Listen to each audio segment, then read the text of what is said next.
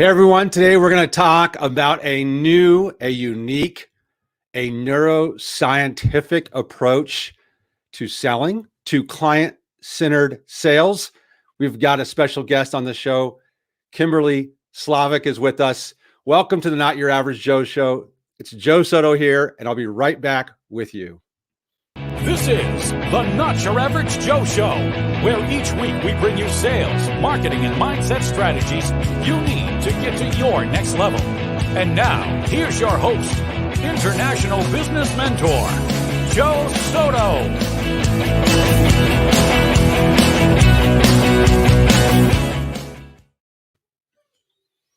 Kimberlee, welcome to the show. Hi, Joe. Good to be here. I'm so happy that you're here. We have a lot to go through today. I have your book in hand. I have a bunch of questions. We'll talk about your book, Visnostics, Sales and Marketing. For everybody who's new to Kimberlee, she is a sales and business strategist who has either you're sold and you've led, like I read $2 billion in complex IT solutions over the last 30 years of your professional sales career, but you're also an author of several books.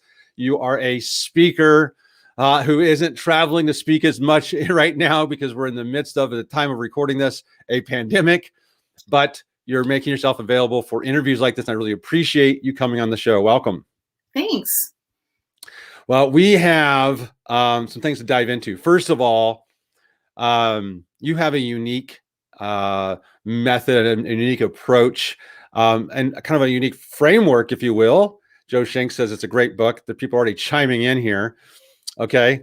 And your approach, and I particularly, sales is my passion. People know me from a lot of different types of programs that are out there, sales and marketing related, but some people don't realize I spent 10 years in the sales training profession, training inside of companies, corporate, sales strategy, sales techniques. And I'm a big fan of solution selling. I'm also a fan of consultative selling, but I think that you have a unique in client-centered sales, you have a unique approach and framework for people to kind of learn from to help people, put down the barriers of that might come up, the resistance that typically they might encounter. And so let's dive into it. Is that okay? Yeah, I'm ready when you are. Okay. So, and I've got a bunch of questions here, so I'm going to refer to my notes. Your method really centers around how you articulate your message, not necessarily the content of your message. So let's talk about where the term Visnostic selling comes from and maybe break down the word Visnostic for us, because that's a new word for people. And maybe you can break it down. Well, first of all, a little backstory of how you came up with it. And then let's break it down. How about we start there? Okay. Yeah. So first of all, what to call it was a drama within itself. My son actually came up with it because I was calling it visualization diagnostics. And he said, why don't you just say Visnostics? And that's how the name came about. What it's all about is triggering positive brain chemistry, avoiding the negative brain chemistry so that you have an instant rapport with your audience. And it becomes like a Pavlov's dog. They don't understand that chemicals are being released in their brain, but they know they really feel good when they're around you. So that makes them drawn to you. And so it's very powerful in sales, but it's also powerful in marriages and, other relationships in your life. Everyone is in a situation where they have an opportunity to be persuasive, and Visnostics will help you get what you want. Okay. So that's a big statement, right? Yeah, that's a big statement, but you hinged your professional sales career, at least the successful parts of it, on or attributed to what you learned around creating these diagnostic statements, the visualization diagnostics. I love that. The name, while at first kind of hard to say or even to look at, because when something's that new, it takes a little while to get used to. Your brain goes, what's this about? I kind of like saying it now. I kind of like saying Visnostic, right? Yeah. It's kind of fun. And Joe Ingram introduced me to your book, and I know that you've been on his War Games podcast and show. So I'm super thrilled you're here. Your book teaches I wrote how to entice specific targeted buyers with specific solution visualization statements, not questions. And you say that statements allow the buyer to opt in or not. What do you mean by that? Yeah. So first, let's talk about questions. If you're in sales and marketing, you've probably gone to multiple training classes on how to ask questions, how to qualify. And as I was doing this, and believe me, I've been through all of them: solution selling, Sandler selling, spin selling, name it, strategic selling. They all are all about qualifying the opportunity. And I noticed that people would be kind of fidgeting in their chair and getting a little annoyed, and they'd be like looking at what I'm doing, like, how many more are there of questions? And we don't like questions. I mean, we didn't like filling out the census that came out. When you're walking through the mall and someone's with a clipboard, you know they want to ask you questions. You like try not to make eye contact with them. We don't like it. And that's what's going to trigger the negative brain chemistry we want to avoid. So most people are bracing themselves when a salesperson walks into a room because they know they're about to be manipulated. And people think of questions as being manipulating tools. So what you want to do is hijack their brain where they're not thinking about other things. They're not daydreaming. They're really focused in on what you're saying. So you change your questions into a statement, and you write it in the first person, so it's like they're saying it, and you tell them you're going to make a statement, and they have a way to respond. And we use the power of threes, which is a neuroscience tactic. 3 options of how to respond, and you don't have to use these, but these are what have worked out well for me. I can say this today. I wish I could say this today, or it's not important, not applicable.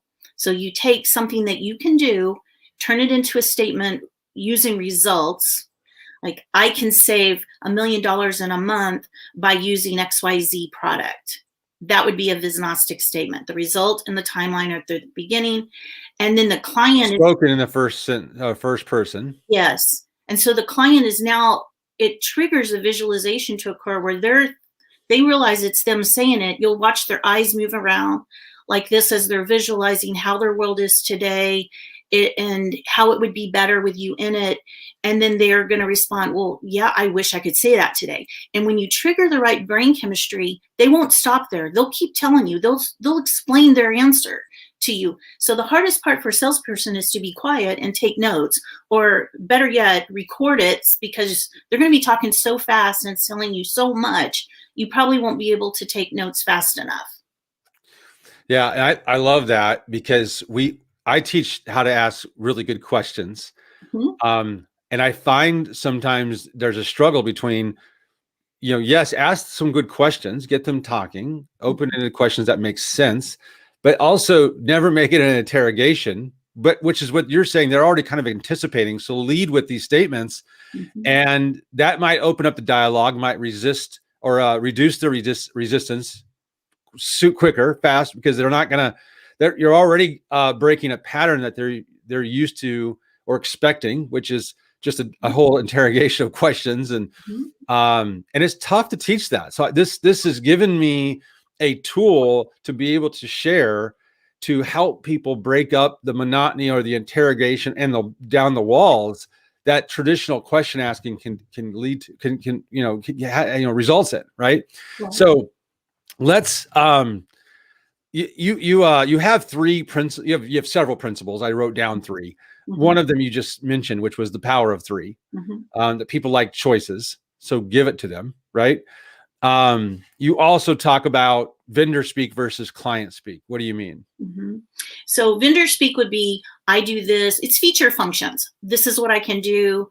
Most email messages that I receive with prospecting efforts are, my name is, I work for this company, I do that, my company does this. We increase revenues. Right. Well, I wish they would get to that part right away, but it's usually they're talking about what they do. Got it. We are a financial services industry. We sell cars. We sell this. We do that. And very rarely are the results mentioned right up front, which they should be. Yeah. Love it. Okay. So I Okay, let's first of all, a few more things before we go into some examples. So hang with us. We're going to give you some examples of Visnostic statements and more of them. You've already heard a couple. You say that the statements typically translate features and function into something more meaningful to the audience. You also talk about how it allows the client to visualize what you're saying, which creates more emotional engagement in your book. You talk about that. But what do you mean by translating features and function into something more meaningful? So if I were to say that I sold insurance, I mean, that's vendor speak. Client speak would be, you can retire 10 years earlier if you use my financial service consulting business. So you translate what you do into why they care. But too many people are out there talking about what they do, and the audience is having to translate into why they care. And that's one of the principles. We don't like to translate. So if you translate for them, they're already liking you, and you already stand out above everyone else that's doing what you do. That's a great insight, because we tend to think everyone can be great mind readers, and they're not. Right? You also share that the Visnostic statements are also used as diagnostic tools and as qualification tools. So how did somebody use a statement, a visualization diagnostic statement to qualify someone? What do you mean by that?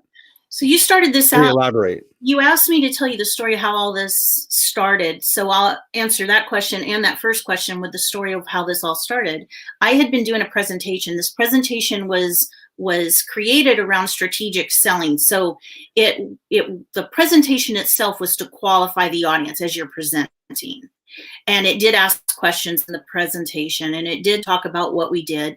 And the first time I presented it to this really loyal client, he bought from me 3 other times, 3 other companies. He fell asleep during my presentation. And so when I woke him up, he was mortified. He said, "I'm sorry, I worked all night. Come back tomorrow, try it again."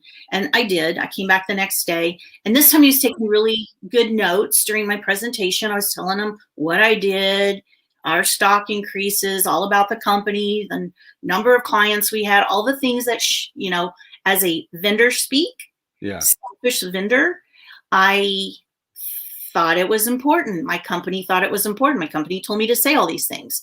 So he was taking notes. I went over to look at what was resonating with him. He was doing his grocery list. So he wasn't even listening to me again, 2 days in a row. So we parted ways. He said, "Sorry, Kim, I'm tired. I'm not going to buy from you. I don't have the budget. Sorry, I wasted your time." And I went back and I looked at my presentation, and I wondered, what made him go to sleep? What made him write his grocery list? Why was I not connecting? And it was the first time I realized how selfish the presentation was. Me, mine, me. It was so boring. And not once did we talk about why he should care, because we expected the audience to translate that into client speak, translate it into why they care. Love it. So, I always say this was divine intervention, because I had never been trained on doing this, but I went through my presentation and I started rewriting it. I took what we did and I rewrote it into why they could care, why they should care, what they're going to get out of it. I was thinking all of my case studies, all my successful clients. And so I started writing out things that, they accomplished. And I called him back and said, "I want to take you to lunch." And again, he pushed back and said, "I'm not going to buy from you, but I'll go to lunch if you're paying." So I took him to lunch, and I had this really ugly spreadsheet where I had all of these statements written in first person. I saved money, or backups were very easy. All of these things that were basically what I presented to him. And then I had these columns. I can say this today. I wish I could say this today. Not important. And I told him this is a new tool that I developed. No PowerPoint needed. We could do it anywhere, on a golf course, a lunch. And I wanted to say these statements and him tell me the response. And the first one, he put his fork down and his eyes are going crazy. And he just told me all these terrible things going on at work, and why he worked all night, and why he was doing his grocery list, and why he hadn't slept, and way more information than I ever dreamt I would ever get out of him on the first question. And then he said, he was eager. "What's the next one? What's the next one?" And by the fourth one, he said, Can I stop you for a second? Can I assume you can do all these things? And I said, "Yes." And he said, "Well, why didn't you just tell me this? I said, I did twice, 2 presentations. This is exactly what I was telling you. And he goes, none of it sounds familiar. So it's not what you say, it's how you say it. Right. It hijacked his brain because he had three responses. He had homework. He had to respond a certain way. So he was really listening to every word that I was saying. And that did end up in a closed sale and within 2 weeks. And it was much bigger. It made my number for the year. When he said that it didn't sound familiar, he wasn't recalling it. It's because none of it got into his head or his brain anyway. That's right. And then what people will do is they'll distract themselves with their own visuals, taking note, doing his grocery list. They'll doodle, which is indicative of nothing wrong with doodling, but it's also indicative of their brain wandering, or they're brainstorming on something else, and they're not fully engaged in listening to what you're saying and or presenting. And you use graphics, you use cartoons in your book. And I love that. But you also say that in your book, you say cartoons are more powerful than photos. Yeah. Why? So I worked in neuroscience. I'm not a neuroscientist, but I worked with neuroscientists to make sure that the stuff I see in the book is legit. And if you took a photograph is what we see every day. And so our brain kind of takes photographs we just don't put a lot of appreciation for a photo like we do a cartoon. A cartoon, you see shading and different type of techniques with the pen or the paint. And so our eyes are drawn and our mind is drawn more to a cartoon. And I want to give you an example of this just to kind of prove. Anyone that was on Facebook remembers that when COVID first hit, everything was shut down. All of a sudden, profile pics were popping up as these avatars that Facebook was letting you change yourself into an avatar, and they were everywhere. And people were laughing and joking and stuff. Our brains we relate to a cartoon as our childhood and good, happy innocence and happiness. And there's a reason that everyone was changing it to the avatars, because there was such a high stress and fear. People were trying to do their own brain chemistry, but they didn't realize what they were doing. Yeah. This is brilliant. One of my mentors and partners, as we've talked about, is Jeffrey Gitomer. And a common thing in most of his books, particularly his early books, is he had a comic who helped him communicate some of the concepts and ideas in his books, his early books, 2 of which are top 5 best-selling sales books of all time, because he used cartoons throughout all of them. And when I was reading and seeing, I loved how you're using cartoons in Visnostics selling. And by the way, this is the older edition. You want to get the newest one. You want to hold it up. Visnostic Sales and Marketing. It's a bigger book. It's twice as big and it's less expensive on Amazon. Go get it. Visnostic Sales and Marketing. Type that in. You'll get the right book, unlike me. But a lot obviously similar, but that's a newer edition and more meat to it. But he has comics and cartoons throughout his books, and it became almost like a trademark of his delivery of information. And also, I think that to add to what you just said, I think that the brain chemistry part is that we like the humor. We tend to we think of comics. You grew up maybe reading I'm old, so we grew up reading comics in the Sunday paper. Like I'd grab the comic section out of the Sunday paper, and you got everything from Peanuts to Calvin and Hobbes in there and all this. So your brain also, I think, relates to the humor, or it immediately triggers that there might be something funny or humorous, and you want that, you crave that, right? And when you can make someone laugh or smile or chuckle, your brain chemistry, it'll connect the dots more, right? Right. You emphasize using this in your sales presentations too, not just in a book, but you're suggesting, why not throw, a cartoon or something that doesn't have to always to be funny. A cartoon can still make a point without necessarily being humorous, but you're suggesting people should use it in the way that they present.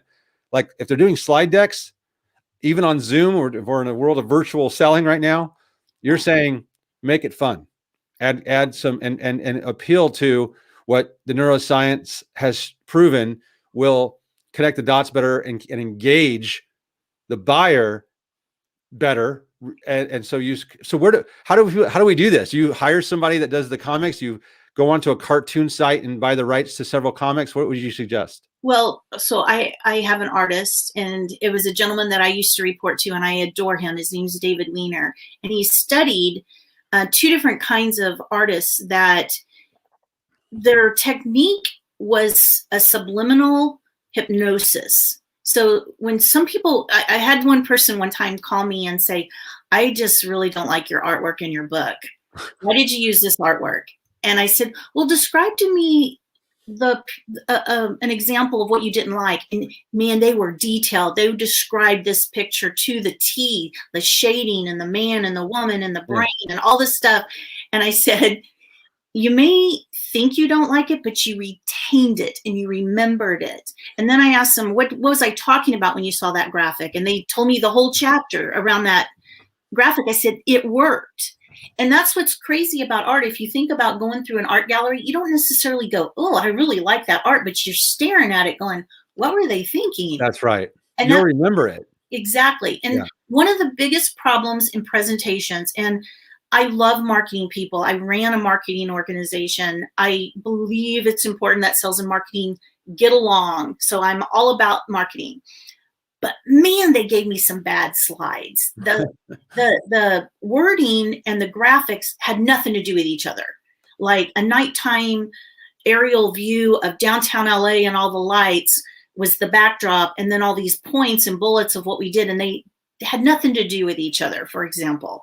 So make sure that your artwork helps the reader retain the content. And that's the number one problem I see on most presentations, brochures and everything. So, I mean, stock photos of a bunch of people at a conference room does not tell your story. I love that. And I think that people can use this lesson for their website redesigns, their sales presentations and so on. This concept of using cartoons in your presentations, I don't take lightly. I think you're not onto something. You're revealing something that's already existed. The part of they remembered it, even though they may not have liked it, that's fine. The power of triggers and anchoring to memories. You may hear a song that comes on the radio that you don't particularly like, but it takes you back to 1990 at a high school prom or something, right? So, but you may be like, yeah, for some reason that just takes me back to, a certain. Usually, you can pinpoint exactly where you were. I hear a certain Pearl Jam song, and it puts me like immediately sitting in front of playing like Techno Bowl on Nintendo in a college dorm, and I know the kid that was sitting next to me. We used to put that on a loop and play it over and over. But I didn't particularly like the song, but he played it all the time in his dorm room, and it helps me retain a memory. Yeah. So there's real power in this. And you talk about 3 R's in your book, right? You talk about relating, retaining, and what's the third one's escaping me right now? Oh, repeat. Yeah. Relate, retain, and repeat. Share a little bit more about that. Not trying to give away everything that's in the book, although people should be buying the book, because we're not going to be on here all day talking about Visnostics, sales and marketing, but you need it in your business. But what do you mean by relate, retain, and repeat? And I know we've already revealed some of that. Yeah. So people have to relate to how their life is going to be better with you in it. So it has to trigger them a visualization of how you are going to enrich their life. And they have to retain it. They have to remember that, because it's very rare when a person that you might be selling to is the person that's the decision maker.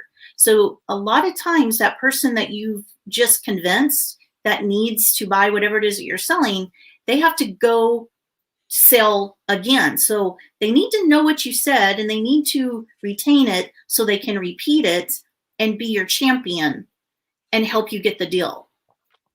I love it. One of the misnomers in the field of NLP, and I'll talk about it because I have background in it, and most of my audience knows this, is that people NLP and people like to put people in categories and boxes.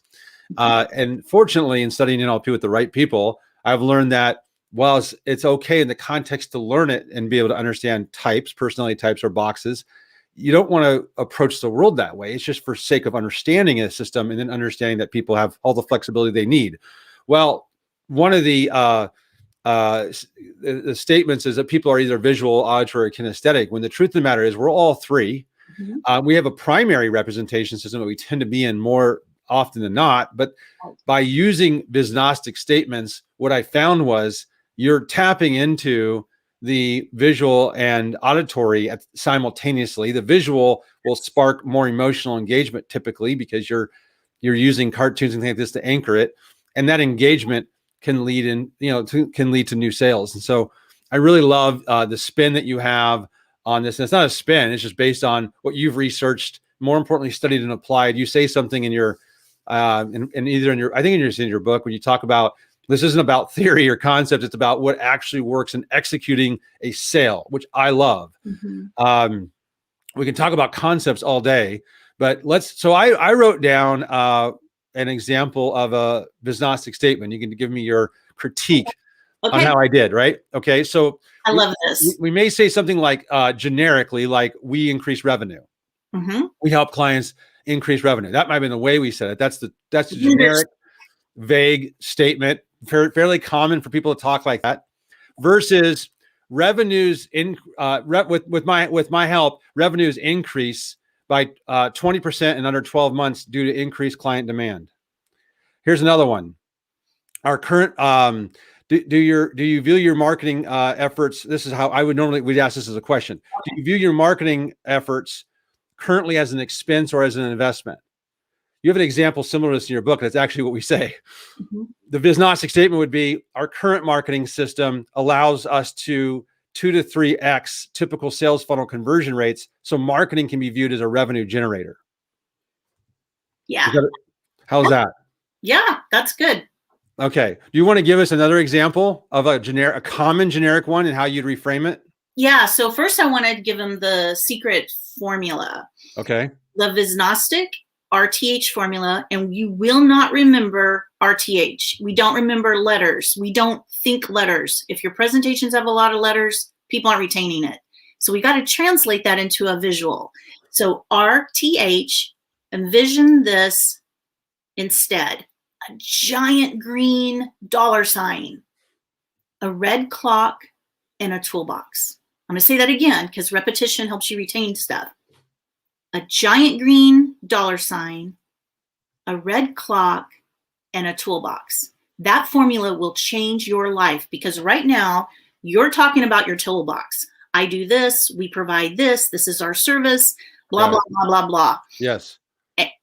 You only have 3 seconds. That's one thing that we probably should mention in this discussion today is our attention spans have shrunk, not because we're changing, but our environment is changing. We're getting bombarded with emails and messaging and people trying to sell to us every single day. We don't have time. I have over 100,000 unread emails.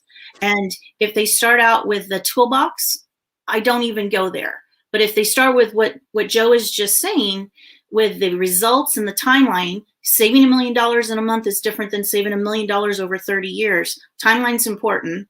So the result is the green $sign. Okay. The timeline is how quickly you're going to get that result. And the toolbox is if it's not a result or a timeline, it's a toolbox. You'd be shocked. So it's not, you have to use all three. You can use either or in your statements. I love this. Yeah, I mean, throwing in the timeline isn't always appropriate, but if you put your mind thinking that you're looking for that, you'll be surprised. You know, if a customer says, "Oh my gosh, we've saved $1 million with your product," and you think, "I didn't ask him how quickly he did that." So get on the phone and call your client and say, "Hey, you mentioned you saved $1 million. How quickly?" "Oh, in a month, your first month? Wow, I thought maybe it was the first quarter." I mean, that timeline can make a big difference in making that next sale, getting that data. 100%. When I was first reading the book, I was redoing the presentation material for our program for speaker authors, and I rewrote it as, and I think off the top of my head, because I don't have it right in front of me. I should pull it up while you're talking, but it says something along. I added the timeline to it, and I said into the copy, because this is really also a copywriting skill, everyone. I added that we can turn your book into a course and put it on and build an evergreen funnel to sell it on autopilot in 60 days or less. So the selling on autopilot is kind of the money without promising how much. Mhm. but they also want to know, the clients want to know that we can do it in a time frame that makes sense for them to engage with us on. So I love that, giving people that. And it has resulted in sales. Yeah. So, in other words, when you read the book, apply the book, right? Right. Apply the book. You have, I love the hijacking your brain. I wrote that down, by the way. If you see me writing stuff down, it's because I'm writing it down. You say that diagnostic statements flesh out your client's visualization, thus reducing the risk of communication misinterpretation. Like you said, don't leave it to them to translate it. Yeah. Is there a place where you say, well, there is a time you're going to be asking questions, but you lead with, am I safe to assume you're leading with the Visnostic statements from the get-go? Yes. So in the workshops that I do with clients, we use that RTH formula. We take each bullet of what they do and we translate it into, and we use sticky notes. So each sticky note represents a segmentation of their business. Like blue might be services, green might be a product, pink might be a software. So we break apart all of the components of what they do. And then we start rewriting it into the RTH formula. And it's a long process because people get on the phone with their clients and ask them, I know you bought this. What kind of results have you, for the first time? That's the part that blows my mind. Visnostics is a thought process more than anything. It's a behavioral modification thought process where when you start realizing the significance and the importance of the results in the timeline, you start having to go back to your clients and get that information, which nobody's doing today. It's weird that no one's doing that today. You're changing the way you think so you can change the way your clients think. Yeah. And I'll tell you, when you call a client and you try not to ask questions. So you say, tell me the results again, what you got from what you bought from me and tell me how quickly you got that. So it's little subtle differences in not asking a question, making a behavioral statement. And what you're doing is you're forcing them to visualize, oh, there's their product. Here's what we did with it. Here's the results. Here's how quickly. And they're gushing with positive brain chemistry. And you just triggered, and you don't know why, but you're bringing positives to the surface. And you don't even know this yet, but it's them doing it. It's them doing it based on your statements. Yeah, but you're creating a bond with your client because it's that Pavlov's dog thing. You've rung the bell and you've made them salivate and they don't know why. But when you call now, they want to talk to you because they felt good last time they talked to you. This is great. How about applying this to other industries like real estate? You have books that are specific to other industries too, but yeah. Back here, these are two special editions, the car and the real estate, because those are the two biggest sales categories. There's so many salespeople in this world, but those two make up the top. And there's more. There's insurance and others too that I'm working on. But real estate is a whole different discussion. We should do another podcast just on real estate because their features and functions in real estate are number of bedrooms, square footage, bathrooms, right? And people don't buy that. That's not what they buy. They buy how they're going to live in the house. And so I teach people, real estate agents, where they see themselves going once they live there in terms of location. Location might be the feature, but the benefit of that is you're close to schools. You can walk your kids to schools every single day. You're within walking distance of the nearest convenience store. If you wanted to get on a bike, you can get to the grocery store. Yeah. So when you're writing your description, if you're selling a house, you go to the seller and you say this, not a question, a statement. Tell me your best memories in this house. Now you just triggered positive brain chemistry and they love you for this. Yeah. And you're going to get all kinds of referrals from these people because you just brought up good feelings. Sometimes they'll cry because it's hard to sell memories. But it'll give you the information to sell to the next buyer because they're telling you those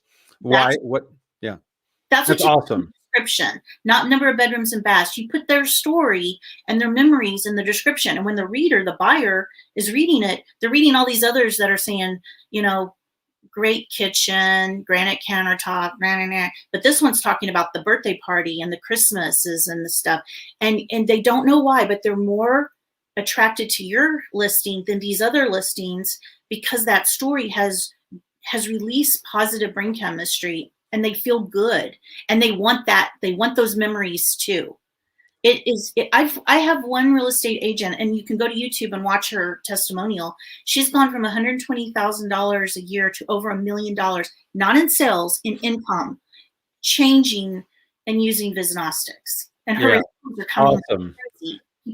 I'll bring this up on the screen. Joe Shanks, he did a $, a clock, and a toolbox based on what you were sharing earlier. You got on here a little later. You're listening to this on the latter part. Go rewind it and watch it. But then Justin turned it into a diagnostic visual with the bag of money, the clock, and the toolbox. That's a good job. He Visnostic the images or the words into pictures, which is pretty funny. And Joe's a new reader too, and we've spent a lot of time on the phone together talking about how he's going to apply that to his roofing business. So great. Y'all need, if you're watching this, hold on to Joe's name and number. You may need a roof someday. How do people learn more and find out more about you? I have on here your LinkedIn. Is that a great place to connect with you? That's my favorite place to connect with people. So please start there. And I do a lot of blogs there, and I release a lot of videos there that it's free training, and there's a lot of money people are making selling training. I'm not doing that right now. I'm giving it away for free. And I have a vested interest in every reader's success because this is new. Yeah. I have a trademark on this word. I need to make you famous so that Visnostics is famous. You have a website they can go to as well, Dinah Exec. I do, and I need help. So if any webmasters are out there, be gentle on me, call me, and you can help guide me because I've done all that myself. Awesome. Well, what you're doing is impactful. Again, it's hold up your version because I don't want people to buy this one. I want them to buy yours. Buy this one, which is the bigger version, the updated, revised version, Visnostic Sales and Marketing. And I can tell you, I read a lot of sales books. When Joe Ingram was on my show and I asked for a couple book recommendations, people think I do it just to help other people. I kind of do it for selfish reasons too. And while I had read his other recommendations, I hadn't read this one. And it's rare also to find something that has a unique way of framing concepts and strategies I was somewhat familiar with, but didn't have a way to make it deliberate. And that's what you've done. So, I learned a long time ago. I remember being at Jeffrey's home one time, and he had this old book. It was the milkman's sales manual for selling milk door to door, like in the 30s or something like this, right? Wow. This book was super fragile. I'm like turning the book pages as he says, I want you to look at this book and I want you to go to the table of contents. I was afraid to open it, really. It was that brittle. I open it, get to the table of contents. He says, what do you see? And it has, how to create emotional responses in your customers, how to build rapport, right? How to ask the right questions, things like this. And I said, what I see is this is the same stuff that everyone's teaching now. He says, exactly, because there's really nothing necessarily new, but there's definitely new ways to teach things based on what we learn about people. And that's what you've done. You've taken something and you've made it new. You have a new name for this. And I think it's a unique way, a unique approach for people to make that leap to client-centered selling, which is something I'm an advocate for. And I appreciate having you on here, Kimberlee. Oh, thank you so much. And I have to compliment you too. It is a huge difference when someone that's interviewing has read the book. I really appreciate that. Thank you. That's right. It's one of my pet peeves. I tell show hosts all the time, if you're going to have somebody who has a book out, if you can get your hands on a copy and read it. I appreciate you writing it. Appreciate you being on my show. Thanks everyone for being on here. I see everyone on here, and I appreciate you guys participating. Who those of you who are on here watching it live. Hope you got good value out of this. If you came on late, you want to rewind it and watch it over again. I'll see everybody later. Thanks for being on the Not Your Average Joe show. And Kimberlee is not your average Joe. No. Thanks, everyone. Tune in next week for the Not Your Average Joe show with international business mentor Joe Soto.